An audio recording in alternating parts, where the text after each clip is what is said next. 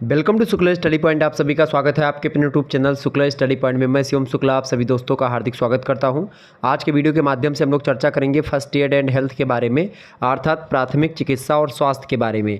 आप लोगों को बता दूं कि BA, BSc, BCom, BSc AG, BSc home science, BA first year second semester में आपको प्राथमिक चिकित्सा एवं स्वास्थ्य के बारे में अनिवार्य पाठ्यक्रम के रूप में आपको ये पढ़ना पड़ता है। प्राथमिक चिकित्सा और स्वास्थ्य यानी कि फर्स्ट एड एंड हेल्थ अंग्रेजी में जिसको कहते हैं, सह पाठ्यक्रमिक अनिवार्य प्रश्न पत्र है, यानी जिसको अंग्रेजी में को करिकुलर कोर्स कहा जाता है। तो उसी के अंतर्गत आपको ये पढ़ना होता है। फर्स्ट सेमेस्टर में भी आप फूड न्यूट्रिशन एंड हाइजीन पढ़ते हैं, सेकंड सेमेस्टर में आप ये पढ़ते हैं फर्स्ट एड एंड हेल्थ का, थर्ड सेमेस्टर में आप पढ़ते हैं ह्यूमन वैल्यूज़ और इन्वायरमेंटल स्टडीज़ का, फोर्थ सेमेस्टर में आपको क्या पढ़ना है, फिजिकल एजुकेशन एंड योगा का, जो कि इससे पहले अभी 8 बजे से आप लोग क्लास देख रहे थे।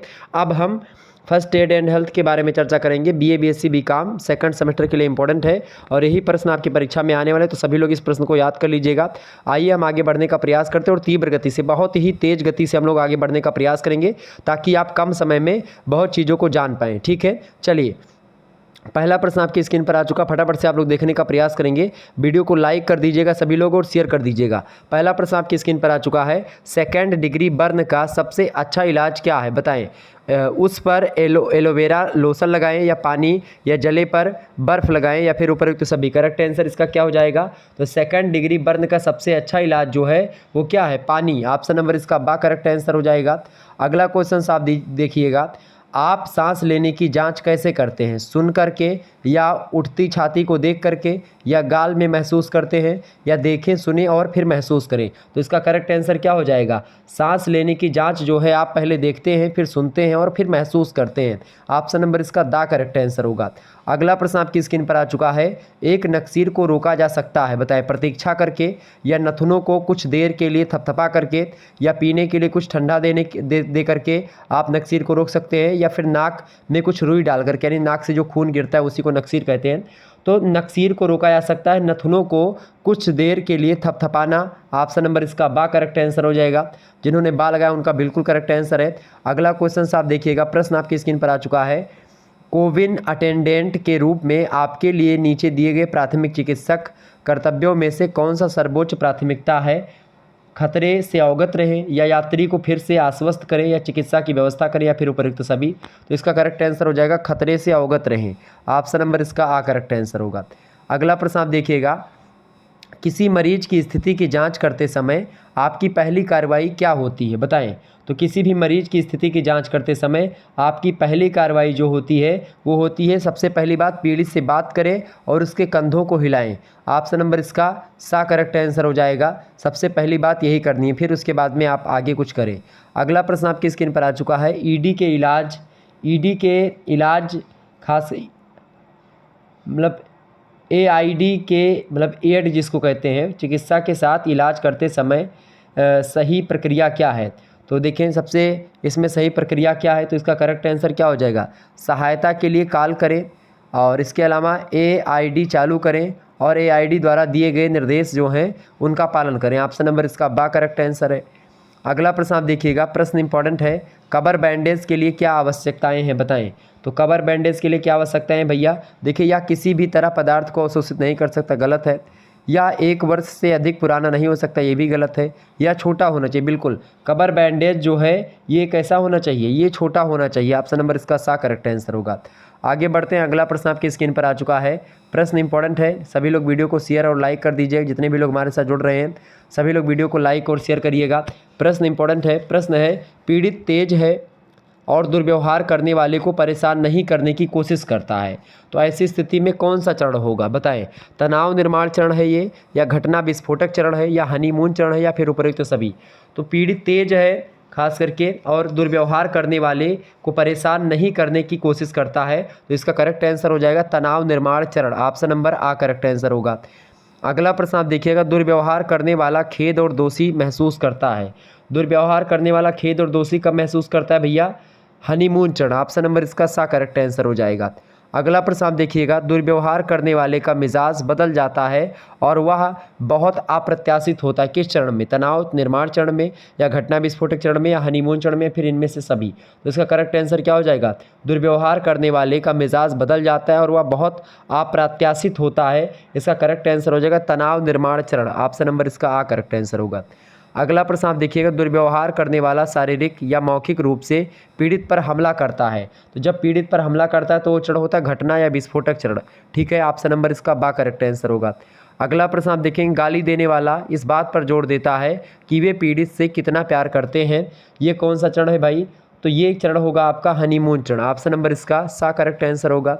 अगला प्रश्न आप देखिएगा, दुर्व्यवहार करने वाला लगातार पीड़ित की आलोचना करता है। ये कौन सा चरण होगा? तो दुर्व्यवहार करने वाला लगातार जब पीड़ित की आलोचना करता है तो ये चरण तनाव निर्माण चरण कहा जाता है। ऑप्शन नंबर आ करेक्ट आंसर होगा। अगला प्रश्न आपकी स्क्रीन पर आ चुका है, इंपॉर्टेंट प्रश्न है।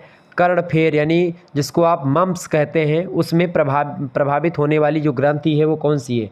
बताएं। तो कर्णफेर में जो मतलब प्रभावित ग्रंथि होती है उस ग्रंथि का नाम है पैरोटिड ग्रंथि। ऑप्शन नंबर इसका बा करेक्ट आंसर होगा। अगला प्रश्न आप देखिएगा, दैनिक स्वास्थ्य परीक्षण का कौन सा चरण है? दैनिक स्वास्थ्य परीक्षण जो है वो द्वितीय चरण होता है। स्वास्थ्य परीक्षण का कौन सा चरण? द्वितीय चरण होता है। ऑप्शन नंबर इसका बा करेक्ट आंसर होगा। अगला प्रश्न आप देखिएगा, प्रश्न इंपॉर्टेंट है। प्रश्न क्या है? भोजन को अन्य प्रणाली से गुजरने देने के लिए बंद होने वाली ढक्कन जैसी संरचना क्या कहलाती है? तो भोजन को अन्य प्रणाली से गुजरने देने के लिए बंद होने वाली जो ढक्कन जैसी संरचना होती है उसको बोलते हैं एबिक्लाटिस। ऑप्शन नंबर इसका बा करेक्ट आंसर होगा। आगे बढ़ते हैं। अगला प्रश्न आपकी स्क्रीन पर आ चुका, फटाफट से आप लोग देखने का प्रयास करेंगे। इस वीडियो के माध्यम से लगभग 100 से अधिक ऑब्जेक्टिव टाइप के प्रश्नों को हम जानने वाले हैं और तीव्र गति से इसीलिए हम आगे बढ़ रहे हैं। ठीक है, ताकि आपको सारे प्रश्नों को मैं बहुत ही कम समय में आपको बताने का प्रयास करूं। अभी आप लोग लगभग 20 प्रश्नों को या लगभग 20 से क्या लगभग आप जो है 18 से 19 या 20 प्रश्न को आप जान चुके हैं। ठीक है, और कितने समय हुए हैं? अभी मात्र 7 मिनट आपका हुआ है। ठीक है, जिनमें से इंट्रो भी शामिल था और जो बातें मैं अभी बता रहा हूँ वो भी शामिल था। तो आप देखिए 6 मिनट में या 7 में, आप 5 मिनट में मान लीजिए, 5 मिनट में 20 क्वेश्चन, तो 100 क्वेश्चन कितने मिनट में हो जाएगा? ठीक है, 100 क्वेश्चन कितने में हो जाएगा? अगर 20 क्वेश्चन 20 पंचे 100, यानी लगभग और लगभग 25 मिनट या 30 मिनट के आसपास, ऐसे तो मान लीजिए। ठीक है, 25 चौको 100। आगे देखिए, अगला प्रश्न आपकी स्क्रीन पर आ चुका है, डिप्थीरिया रोग फैलता है, बताएं किसके द्वारा? डिप्थीरिया रोग फैलता है जीवाणु के द्वारा, वायरस के द्वारा, फंगस के द्वारा, प्रोटोजोआ के कारण। बताएं करेक्ट आंसर क्या हो जाएगा? डिप्थीरिया रोग जो होता है डिप्थीरिया जीवाणुओं के कारण। ऑप्शन नंबर आ करेक्ट आंसर होगा। अगला प्रश्न है, खसरा रोग का उद्भव काल है। खसरा रोग का उद्भव काल क्या है भाई? 7 से 14 दिन। ऑप्शन नंबर आ करेक्ट आंसर होगा। अगला प्रश्न है, डिक टेस्ट किया जाता है किसमें? डिक टेस्ट जो होता है वो जो अब स्कारलेट ज्वर हो जाता है तब क्या आता है? ऑप्शन नंबर आ करेक्ट आंसर होगा। अगला प्रश्न, चिकन पॉक्स का उद्भव काल है। चिकन पॉक्स का उद्भव काल है 10 से 12 दिन। ऑप्शन नंबर बा करेक्ट आंसर होगा। अगला प्रश्न आप देखिएगा, नेत्र की भांति इंद्रियां हैं इनमें से। तो देखिए, नेत्र एक इंद्री है, इसी के अलावा नेत्र के साथ कान भी एक इंद्री है, दांत इंद्री नहीं है, ना बाल इंद्री है। ऑप्शन नंबर इसका आ करेक्ट आंसर हो जाएगा। अगला क्वेश्चन आप देखिए आँख, कान, नाक और त्वचा, ये 4 हो गई, और जीभ ये 5 इंद्रियां होती हैं। अगला प्रश्न है, आकार और आकृति के आधार पर शरीर में कितनी हड्डियां हैं? तो आकार और आकृति के आधार पर शरीर में जो हड्डियों की संख्या है वो कितनी है भैया? 6। ऑप्शन नंबर इसका आ करेक्ट आंसर होगा। अगला प्रश्न है, एक नक्सीर है। नक्सीर क्या है? एक है epistaxis. Option number epistaxis. Option number इसका आ करेक्ट आंसर होगा।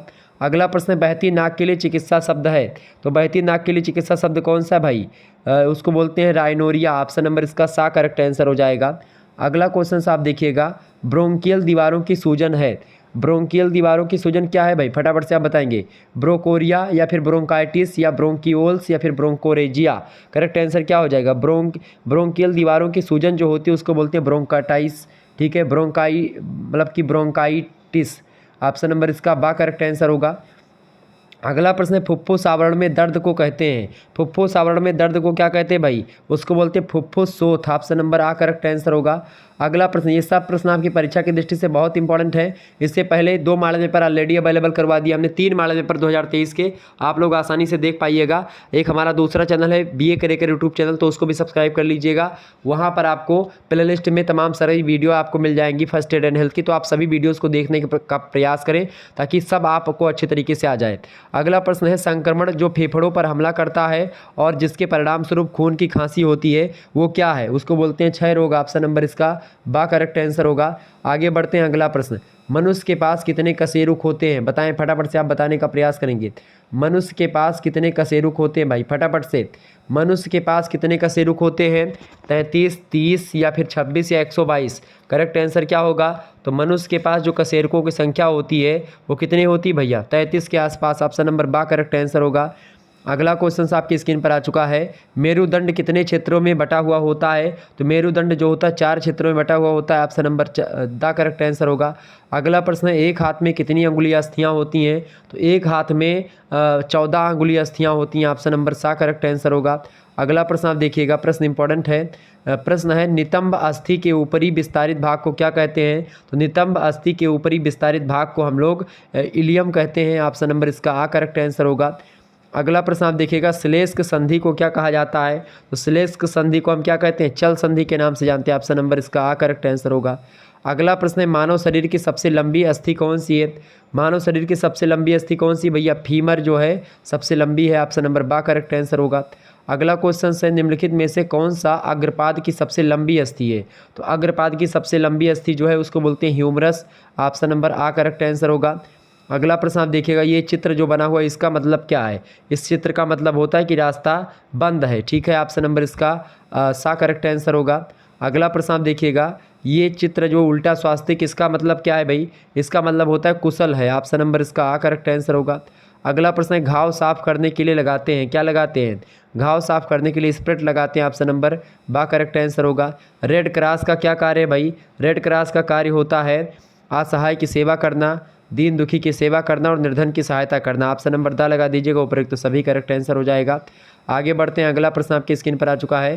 तीव्र गति से हम इसीलिए बढ़ रहे हैं ताकि जो है आप कम समय में बहुत सारे प्रश्नों को जान सकें, और 3-4 बार आप 2-3 बार, लगभग 3 बार या 2 बार तो वीडियो को देख लेंगे तो आपके दिमाग में ये सब प्रश्नों का उत्तर जो होगा छप जाएगा, और जब आप एग्जाम में अपने बैठोगे तो आपको मेरी वीडियोज़ याद आएंगी और उसमें टिक आप फटाफट से लगाते चले जाओगे। ठीक है, तो विश्वास मानिए, आप बस देखते जाइए वीडियो को। ठीक है, याद करने के चक्कर में मत पड़िए, बस वीडियो को लगातार 2-3 बार देख लीजिएगा, काम आपका हो जाना है। इसी प्रकार से और वीडियो जो पड़ी हुई है, बस आपको लगातार वीडियो देखनी है, बस यही जान लीजिए।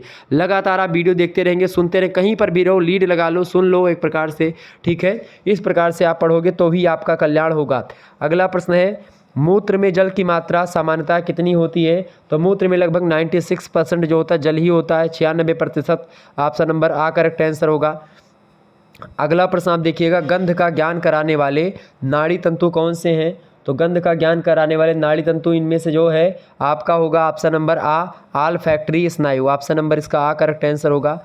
अगला क्वेश्चन आप देखिएगा, ऑडिटरी स्नायु कौन सा नाड़ी तंतु है? तो ऑडिटरी स्नायु जो है वो एक प्रकार से कानों का संवेदनात्मक, मतलब संवेदनावाहक नाड़ी तंतु है। ऑप्शन नंबर बा करेक्ट आंसर होगा। अगला क्वेश्चन आप देखेंगे, प्रश्न आपके लिए इंपॉर्टेंट है परीक्षा की दृष्टि से। प्रश्न है, मस्तिष्क का कौन सा आवरण तानिका एवं मृदु तानिका को अलग करता है? तो तानिका और मृदु तानिका को मस्तिष्क का कौन सा आवरण जो है वो अलग करता है भाई? वो होता है मध्य आवरण। ऑप्शन नंबर बा करेक्ट आंसर होगा। अगला प्रश्न आप देखिएगा, वाचा केंद्र कहाँ होते हैं? वाचा केंद्र कहाँ होते हैं भैया? वाचा केंद्र जो होते हैं वो पार्श्वखंड में होते हैं। ऑप्शन नंबर सा करेक्ट आंसर होगा। अगला प्रश्न है, अंगूठे की पट्टी लगभग होती है? तो अंगूठे की पट्टी जो होती है वो लगभग जो है 1/2 मीटर लंबी होती है, यानी कि लगभग 1.5 मीटर लंबी होती है और 1.5 सेंटीमीटर ही चौड़ी होती है। ऑप्शन नंबर इसका सा करेक्ट आंसर होगा। अगला क्वेश्चन आप देखिए, ग्रास नली को जोड़ता है। ग्रास नली को कौन से, मतलब ग्रास नली किसको जोड़ती है? ग्रास नली गले से पेट को जोड़ती है। ऑप्शन नंबर इसका बा करेक्ट आंसर होगा। अगला प्रश्न है, प्राथमिक उपचार में सबसे अधिक काम में आने वाली पट्टी कौन सी है? तो प्राथमिक उपचार में सबसे अधिक काम में आने वाली जो पट्टी है वो होती है त्रिकोणी पट्टी। कौन सी पट्टी? त्रिकोणी पट्टी। ऑप्शन नंबर आ करेक्ट आंसर होगा। अगला प्रश्न, साधारण टूट में आसपास में स्थित रुधिर वाहिकाएं फट जाती हैं या हड्डियां चूर चूर हो जाती हैं, या फिर जो है हड्डी मांस को फाड़ कर बाहर निकल जाती है, या केवल हड्डी टूट जाती है और आसपास के ऊतकों को हानि नहीं होती है? ये बिल्कुल करेक्ट आंसर क्या हो जाएगा? साधारण टूट में क्या होता है? आसपास केवल हड्डी टूट जाती है और आसपास के ऊतकों को ज़्यादा हानि नहीं होती है। ठीक है, ये बात ध्यान रखेंगे। आगे बढ़िए, अगला प्रश्न। अगला प्रश्न आपकी स्क्रीन पर आ चुका, फटाफट से आप लोग देखने का प्रयास करेंगे। प्रश्न इंपॉर्टेंट है, देखेंगे। प्रश्न है, गृहिणी के बाद छोटी आंत के भाग को क्या कहते हैं? बताएं, गृहिणी के बाद छोटी आंत के भाग को हम लोग क्या कहते हैं? तो उसको क्या कहते हैं भाई? उसको हम लोग क्या कहते हैं? मध्यांत्र, या लाइपेज गृहिणी, या एमाइलेज गृहिणी, या लाइपेज इलियम। तो उसको बोलते हैं मध्यांत्र। ऑप्शन नंबर इसका आ करेक्ट आंसर होगा। अगला प्रश्न आप देखिएगा, मानव शरीर में यकृत कहाँ स्थित होता है? तो मानव शरीर में यकृत जो होता है उदर गुहा के ऊपर स्थित होता है। ऑप्शन नंबर इसका दा करेक्ट आंसर होगा। अगला प्रश्न आप देखिएगा, प्रश्न इंपॉर्टेंट है। प्रश्न है, मानव यकृत के वजन के बारे में निम्नलिखित में से कौन सा कथन सही है? तो मानव यकृत जो होता है वो 1.44 किलोग्राम से लेकर के 1.66 किलोग्राम तक हो सकता है। ऑप्शन नंबर इसका बा करेक्ट आंसर होगा। अगला प्रश्न आप देखिएगा, अगला प्रश्न आपकी स्क्रीन पर आ चुका है। आंतरिक अंग और बाहरी ऊतक को ढकने के लिए उत्तरदायी ऊतक को हम क्या कहते हैं? तो आंतरिक अंग और बाहरी ऊतक को ढकने के लिए जो उत्तरदायी ऊतक होते हैं उनको हम उपकला ऊतक के नाम से जानते हैं। ऑप्शन नंबर सा करेक्ट आंसर होगा। अगला प्रश्न आप देखिएगा, शरीर को गति प्रदान करने वाले ऊतक को क्या कहा जाता है? शरीर को गति प्रदान करने वाले ऊतक को हम लोग पेशीय ऊतक कहते हैं। ऑप्शन नंबर सा करेक्ट आंसर हो जाएगा। अगला प्रश्न आप देखिएगा, जो शरीर के अंदर एवं बाहर परिवर्तनों का पता लगाता है एवं क्रिया क्षमता के द्वारा प्रतिक्रिया करता है, उस ऊतक का क्या नाम है? तो उस ऊतक को हम लोग तंत्रिका ऊतक के नाम से जानते हैं। ऑप्शन नंबर दा में दिया करेक्ट आंसर हो जाएगा। अगला प्रश्न आप देखिएगा, अगला प्रश्न है, निम्नलिखित में से कौन सा अस्तर उपकला एवं ढकने की श्रेणी में से संबंधित है या रिलेटेड है? तो वो होगा ग्रंथियों का उपकला ऊतक। ऑप्शन नंबर इसका आ करेक्ट आंसर होगा। ये सब प्रश्न आपकी परीक्षा में पूछे जाने वाले हैं, ठीक है, इसीलिए आप ध्यान से देखते रहिएगा वीडियो को। और जिन्होंने अभी तक लाइक नहीं करा है वो लाइक कर दीजिए, और शेयर नहीं किया तो आप सभी दोस्तों के पास शेयर कर दीजिएगा। अगला प्रश्न है, जिसमें कोशिकाओं की 2 या 2 से अधिक परतें होती हैं जो कोर ऊतक की रक्षा करती हैं, उस उपकला का क्या नाम है? फटाफट से आप लोग बताने का प्रयास करेंगे। तो उस उपकला का क्या नाम है भैया? उसको बोलते हैं अस्तरीकृत उपकला। क्या बोलेंगे?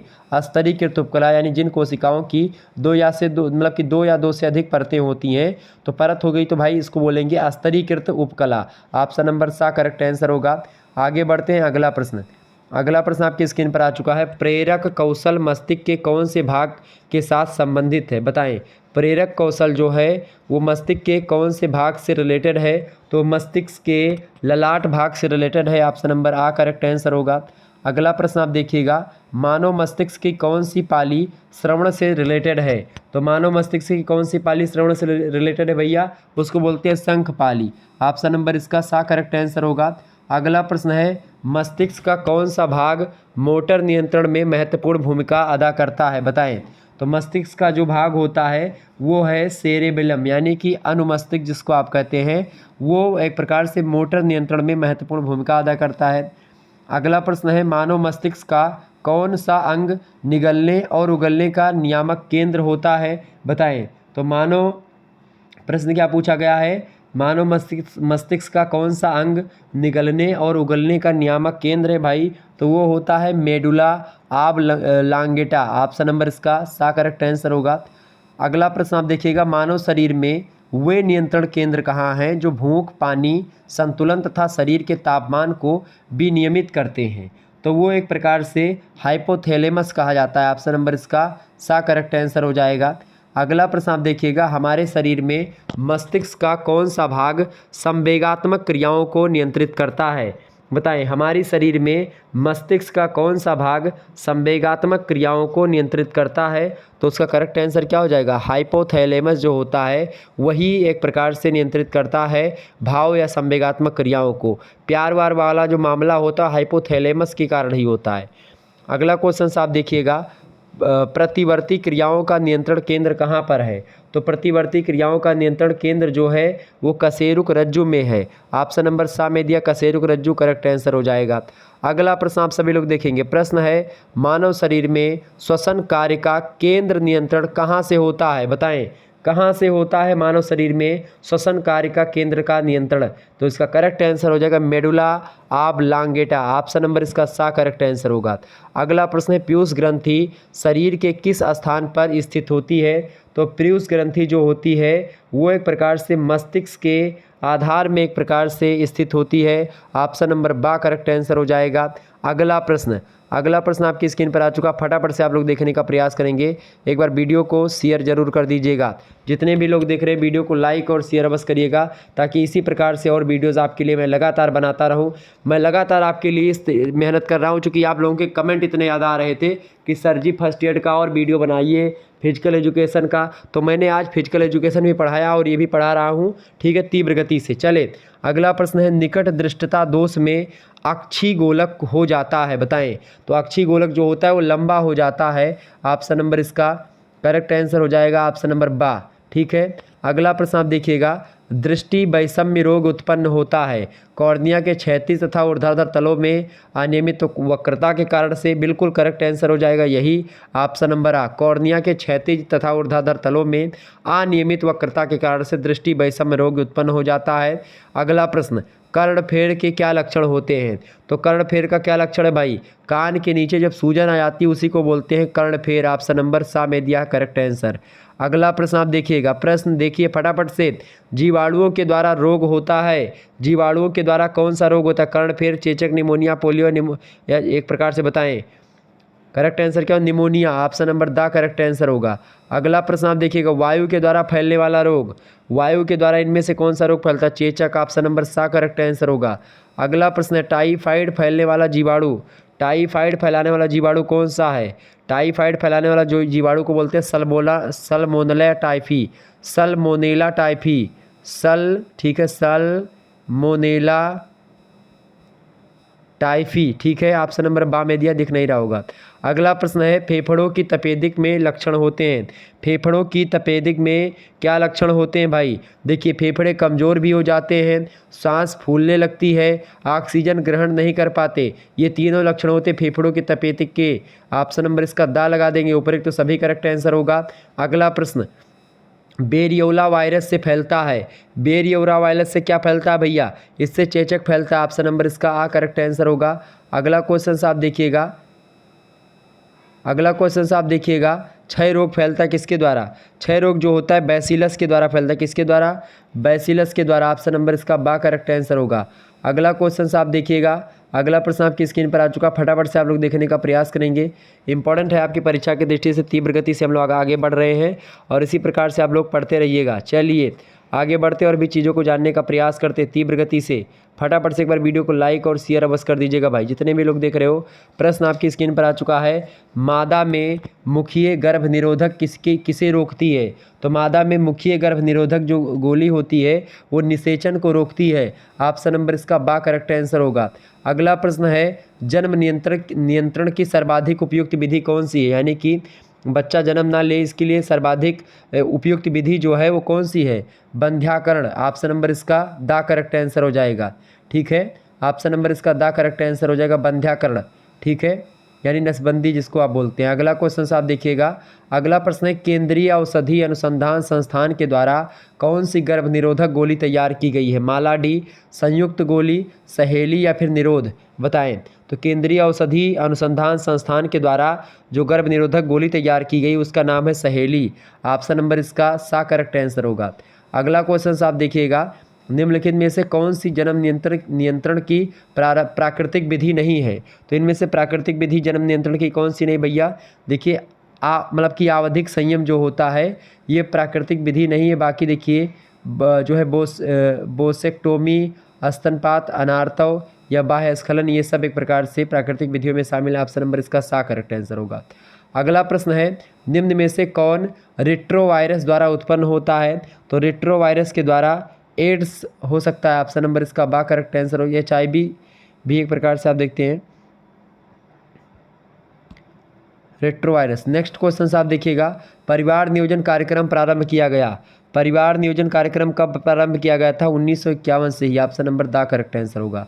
अगला प्रश्न है, जनसंख्या पर निबंध लिया है, मतलब लिखा किसने है जनसंख्या पर? माल्थस ने जनसंख्या पर नियंत्रण को लेकर के एक प्रकार से थियरी दी है। ऑप्शन नंबर बा करेक्ट आंसर होगा। अगला प्रश्न है, जनसंख्या अधिक होने से क्या होता है? जनसंख्या अधिक होने से प्रति व्यक्ति आय जो होती है वो कम हो जाती है। प्रति व्यक्ति आयु नहीं, प्रति व्यक्ति आय, प्रति व्यक्ति आय जो होती है कम हो जाती है। ऑप्शन नंबर आ करेक्ट आंसर होगा। अगला प्रश्न आप देखिएगा, अगला प्रश्न आपकी स्क्रीन पर आ चुका है। जनसंख्या का अध्ययन क्या कहलाता है? तो डेमोग्राफी बोलते हैं जनसंख्या के अध्ययन को। ऑप्शन नंबर दा में दिया है, करेक्ट आंसर हो जाएगा। अगला प्रश्न है, मानव जनसंख्या वृद्धि है, बताएं मानव जनसंख्या वृद्धि है। देखिए इनमें से कोई नहीं, बिल्कुल करेक्ट आंसर हो जाएगा, इनमें से कोई नहीं। अगला क्वेश्चन आप देखिएगा, मानव द्वारा कौन सी सबसे बड़ी समस्या का समाधान किया जा रहा है? जनसंख्या विस्फोट का, बिल्कुल करेक्ट आंसर है। जनसंख्या विस्फोट का समस्या का सामना किया जा रहा है मानव के द्वारा इस समय। ऑप्शन नंबर आ करेक्ट आंसर हो जाएगा। भारत दुनिया में नंबर 1 पर हो चुका है जनसंख्या के मामलों में, आपको पता ही होगा। आगे बढ़ते हैं, अगला प्रश्न आप देखने का प्रयास करेंगे। एक बार सभी लोग वीडियो को शेयर कर दीजिएगा। चले, मैंने तीव्र गति से लगभग आपको 80 से 90 प्रश्न लगभग हो चुके हैं आपके, ठीक है। बस थोड़े से और प्रश्न बचे हुए, लगभग 120 के आसपास प्रश्नों को हम चर्चा करने का प्रयास करेंगे। चलिए अगला प्रश्न आप जानने का प्रयास करते हैं। अगला क्वेश्चन आपकी स्क्रीन पर आ चुका है। अगला प्रश्न आपकी स्क्रीन पर कौन सा आ चुका है? देखें भाई, लगभग ये 90 के ऊपर प्रश्न चल रहे हैं इस समय, 91 नंबर प्रश्न आप मान सकते हैं उसको। अगला प्रश्न, निम्न में से क्या थोम्ब्रिन की उपस्थिति में फाइब्रोनोजन से बनता है? बताएं निम्न में से किस जलन में त्वचा, मतलब प्रश्न क्या पूछा गया है? प्रश्न आपसे क्या पूछा गया, फटाफट से आप बताने का प्रयास करेंगे। प्रश्न है, प्रश्न क्या है? निम्न में से क्या थोम्ब्रिन की उपस्थिति में फाइब्रिनोजन से बनता है? तो इसका करेक्ट आंसर क्या हो जाएगा? फाइब्रिन बनता है। ऑप्शन नंबर दा करेक्ट आंसर होगा। अगला क्वेश्चन है, हृदय का वजन कितना होता है? तो हृदय का वजन कितना होता है भैया? 300 से 350 ग्राम के आसपास। ऑप्शन नंबर इसका सा करेक्ट आंसर होगा।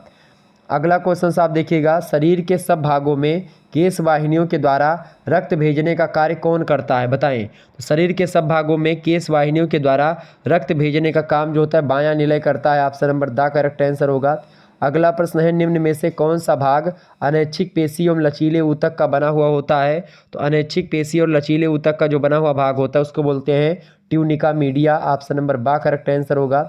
अगला प्रश्न आप देखिएगा, हृदय को पोषक तत्व तथा ऑक्सीजन प्रदान करने के लिए और वहां से उत्पन्न विकारों को संग्रहित करने का काम किसके द्वारा संपन्न होता है? तो किसके द्वारा संपन्न होता है? वो संपन्न होता है कोरोनरी रक्त परिसंचरण के द्वारा। ऑप्शन नंबर इसका आ करेक्ट आंसर होगा। अगला प्रश्न आप देखिएगा, एक स्वस्थ व्यक्ति का हृदय 1 मिनट में कितनी बार धड़कता है? तो एक स्वस्थ व्यक्ति का हृदय जो होता है 1 मिनट में 72 से 80 बार धड़कता है। ऑप्शन नंबर इसका सा करेक्ट आंसर हो जाएगा। ये प्रश्न तो हमेशा पूछा ही जाता है। अगला प्रश्न है, वयस्क व्यक्ति की नाड़ी दर कितनी होती है? तो वयस्क व्यक्ति की नाड़ी दर जो होती है वो एक प्रकार से 72 बार वो भी होती है। ऑप्शन नंबर बा करेक्ट आंसर होगा। अगला प्रश्न है, अलैंगिक जनन मुकुलन के द्वारा होता है।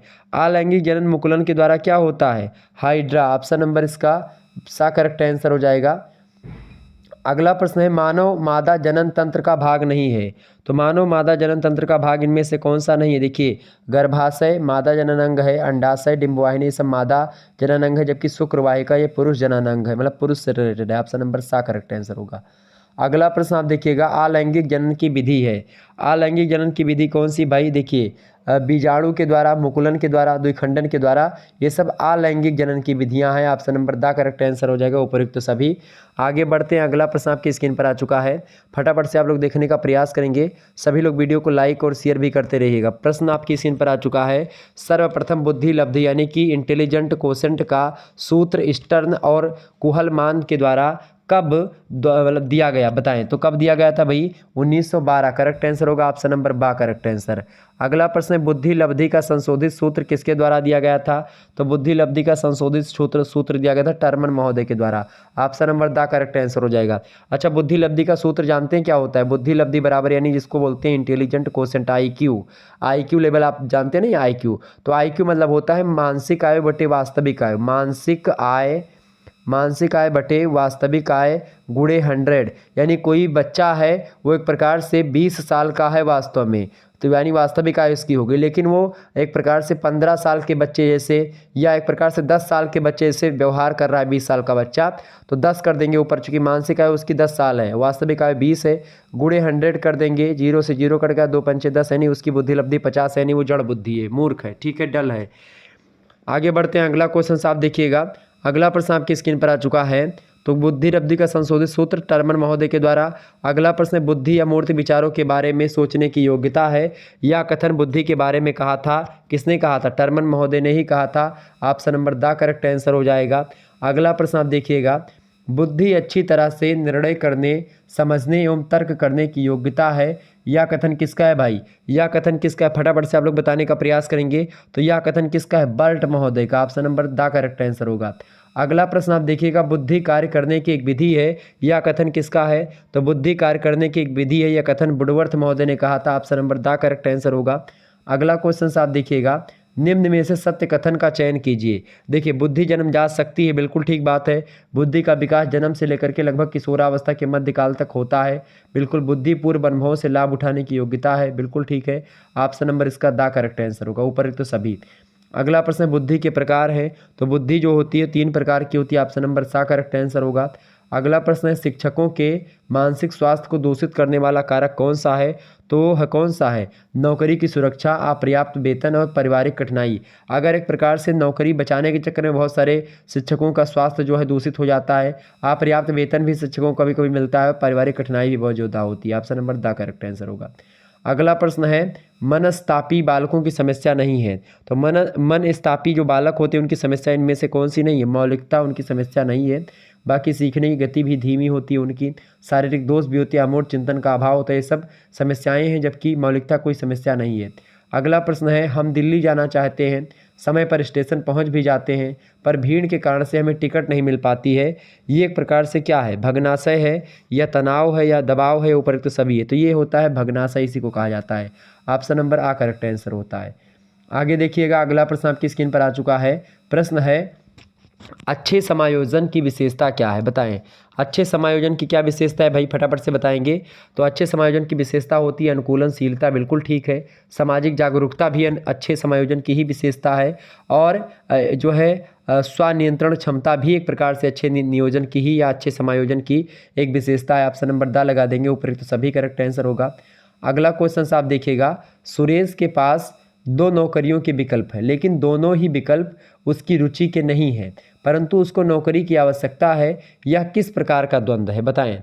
तो ये एक प्रकार से जो है परिहार द्वंद्व होगा। ऑप्शन नंबर इसका आ करेक्ट आंसर होगा। अगला प्रश्न आप देखिएगा, बच्चों में संवेदनात्मक समायोजन प्रभावी होता है, तो बच्चों में संवेगात्मक समायोजन जो प्रारंभ होता है वो व्यक्तित्व निर्माण में प्रारंभ होता है, कक्षा शिक्षण में प्रारंभ होता है, और अनुशासन में भी। Option number the correct answer हो जाएगा, उपयुक्त सभी में।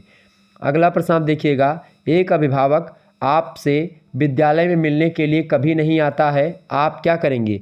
बच्चे की अपेक्षा करेंगे, या अभिभावक को लिखेंगे, या आप स्वयं उनसे मिलने जाएंगे, या बच्चे को दंड देना शुरू कर देंगे? तो आप स्वयं उनसे मिलने जाएंगे। अगर एक अभिभावक आपसे विद्यालय में मिलने के लिए कभी नहीं आता है, तो टीचर को चाहिए कि आप एक बार अभिभावक से मिलने जाएं। ऑप्शन नंबर सा करेक्ट आंसर हो जाएगा। अगला प्रश्न है, बालक के समाजीकरण का प्रथम घटक क्या है? तो बालक के समाजीकरण का प्रथम घटक होता है उसका परिवार, ठीक है, चूँकि उसके परिवार से उसको एक प्रकार से भाषा, उसके परिवार से उसको वातावरण मिलता है, और परिवार की चीज़ों को ही सीखता है सर्वप्रथम। माता सबसे पहली शिक्षिका होती है। अगला प्रश्न है, वातावरण के साथ सामान्य एवं अस्थायी समायोजन ही व्यक्तित्व है, ये कथन किसका है? बताएं। तो ये कथन किसका है भाई? फटाफट से आप लोग बताने का प्रयास करेंगे। वातावरण के साथ सामान्य और अस्थायी समायोजन ही व्यक्तित्व है, ये कथन कहा था बोरिंग महोदय ने। Option number the correct answer होगा। अगला प्रश्न है, समायोजन दूषित होता है कुंठा से, स्वसंघर्ष से, या फिर दोनों से, या फिर धन से? तो समायोजन जो दूषित होता है वो एक प्रकार से कुंठा से और स्वसंघर्ष से, दोनों से दूषित हो जाता है। ऑप्शन नंबर सा करेक्ट आंसर हो जाएगा। अगला प्रश्न है, समायोजन की विधियां हैं, समायोजन की कौन सी विधि है भाई? देखिए, उदात्तीकरण, प्रक्षेपण और प्रतिगमन, ये सब समायोजन की ही विधियां हैं। Option number the correct answer हो जाएगा, उपयुक्त सभी विधि। अगला प्रश्न है फैटन वाहिक ने कितने प्रतिशत शिक्षकों को असमायोजित पाया है? तो फैटन वाहिक महोदय ने लगभग 8.8% शिक्षकों को असमायोजित पाया है। ऑप्शन नंबर आ करेक्ट आंसर होगा इसका। अगला प्रश्न आप देखिएगा समायोजन की प्रक्रिया है, बताएं समायोजन की प्रक्रिया गतिशील होती है, ऑप्शन नंबर डायनामिक होती है, ऑप्शन नंबर आ करेक्ट आंसर हो जाएगा। तो इस प्रकार से आप लोगों ने लगभग बहुत सारे प्रश्नों के बारे में जान लिया। और कितना समय हुआ अभी? देखिए 34 मिनट में लगभग आपने बहुत सारे प्रश्नों के बारे में जान लिया। चलिए मैं प्रश्नों को गिन देता हूँ, आप लोगों को कभी कभी विश्वास नहीं होता है। चलिए देखिए मैं नीचे से गिनने का प्रारंभ करता हूँ। 1 2 3 4 5 6 7 8 9 10 11 12 13 14 15 16 17 18 19 20 21 22 23 24 25 26 27 28 29 30 31 32 33 34 35 36 37 38 39 40 41 42 43 44 45 46 47 48 49 50 51 52 53 54 55 56 57 58 59 60 61 62 63 64 65 66 67 68 69 70 71 72 73 74 75 76 77 78 79 80 81 82 83 84 85 86 87 88 89 90 91 92 93 94 95 96 97 98 99 100 1 2 3 4 5 6 7 8 9 10 11 12 13 14 114 प्रश्न आप लोगों ने इस वीडियो के माध्यम से जाना, यानी 114 ऑब्जेक्टिव टाइप के प्रश्न को आप लोगों ने मात्र 34 मिनट में जान लिया। और तीव्र गति से मैंने आपको पढ़ाने का प्रयास किया, बहुत ही तीव्र गति से। तो आप सोचिए कि 114 प्रश्न जो है आप मात्र 35 मिनट के अंदर या 34 मिनट के अंदर आप जान पा रहे हैं। तो आप सोचिए इतनी तीव्र गति से हमने इसीलिए पढ़ा दिया। अगर मैं यही क्लास लाइव पढ़ाता तो लगभग 1 घंटा 10-12 मिनट हो जाता, क्योंकि उसमें कमेंट में बोलना पड़ता, ठीक है, कई चीज़ें होती उसमें। तो आप लोग एकदम से पढ़िए और इस वीडियो को 2 से 3 बार देख लीजिए। इसमें कोई बातें बीच में नहीं किया है मैंने, सीधा केवल प्रश्नों को आपको पढ़ करके सुनाया है। तो बस आप इसको सुनते जाइएगा और ये रिवीजन क्लास के तौर पर आप इसको ले लीजिएगा, ठीक है। धन्यवाद, मिलते हैं फिर नेक्स्ट वीडियो में। तब तक के लिए जय हिंद, जय भारत। आप सभी का बहुत बहुत धन्यवाद हमारे साथ जुड़ने के लिए। Good night, I love you, बहुत बहुत धन्यवाद।